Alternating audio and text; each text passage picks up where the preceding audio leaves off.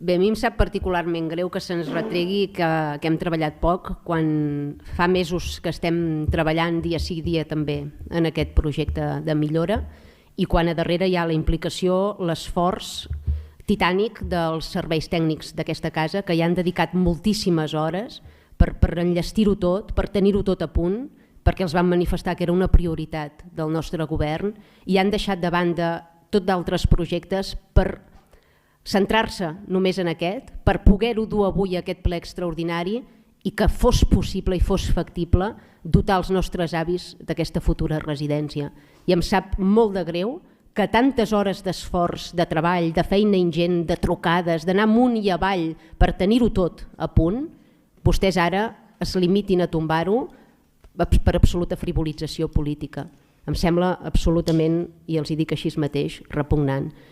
I com diu la senyora Flores, no és que vinguin ganes de plorar, és que venen ganes d'abandonar en bloc el govern de l'Ajuntament de Ripoll, cosa que no farem perquè això els congratularia i evidentment qui se'n ressentiria seria el poble de Ripoll. És ell qui ens va col·locar aquí on seiem i és ell qui ens traurà. En tot cas, si considera que la nostra gestió municipal no s'adiu amb les seves expectatives i per tant no abandonarem la nostra posició, però vull que sàpiguen que el que estan fent avui en aquesta sala de plens, condemnant els avis o votant en contra dels avis de Ripoll per purs interessos electorals, és absolutament repugnant i que fa caure la cara de vergonya, de debò. Em costava de creure que reincidirien en aquesta voluntat manifesta de votar en contra de tots els projectes grossos o importants que aquest equip de govern presenta a la sala de plens. Em resignava a creure que realment farien això que estan fent. M'ho temia, perquè era fàcilment previsible atesa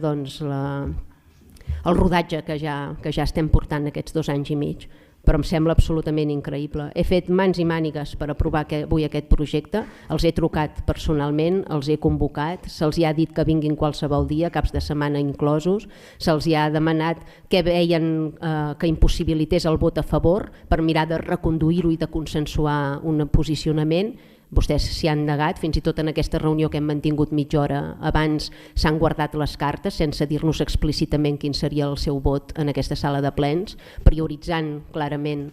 aquesta pugna partidista abans que els interessos dels ripollesos, i això és el que em sap més greu, perquè és cert que en moltes votacions hi ha hagut pugnes ideològiques de les que nosaltres també hem set copartíceps, però vull que quedi molt clar que avui nosaltres aquí sí que veníem desarmats ideològicament i estàvem disposats a mantenir un to baix i neutral per mirar d'aconseguir tirar endavant aquest projecte que considerem que millora la vida dels nostres avis. I ni així hem aconseguit que l'oposició s'aturi en aquesta bel·ligerància en contra dels projectes que encapçala el meu govern.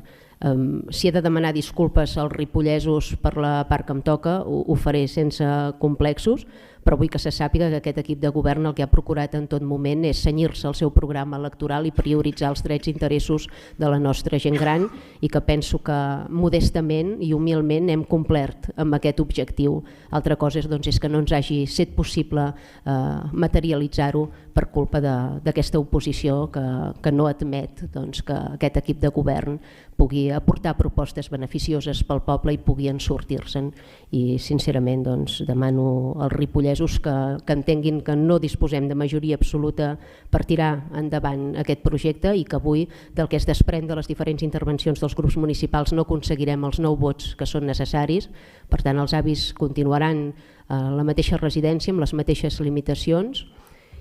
i el pla caurà simplement a trossos i evidentment l'Ajuntament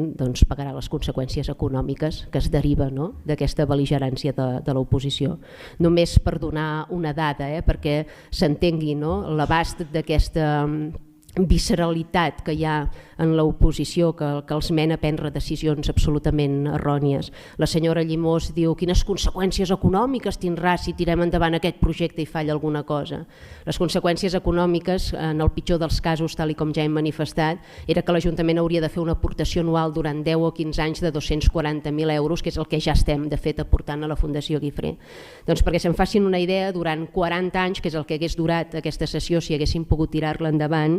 l'Ajuntament haurà pagat a la Fundació Guifré, si tot continua igual i no augmenta el seu dèficit, que tot fa preveure que augmentarà anualment, doncs haurà pagat 9.600.000 euros en concepte de dèficit de la Fundació Guifré. Per tant, els ripollesos hauran pagat una absoluta fortuna per tenir els avis en un equipament que presenta deficiències greus i que presenta fins i tot riscos a nivells de salut, perquè vegin la incoherència del vot que avui s'emetrà per part de la bancada de l'oposició i la seva poca visió municipal o poca estima, diguéssim, a Ripoll i als ripollesos. Per part meva doncs, ja no insistiré més, podria demanar que s'aturés aquest ple, que es fes una junta de portaveus per mirar de reconduir els posicionaments, però és evident doncs, que avui aquí no s'ha vingut a debatre el futur residencial de Ripoll, sinó a retreure'm l'ús que faig de les xarxes socials i a manifestar que en 2 anys i mig Aliança Catalana no ha fet res, no? Aquest és el titular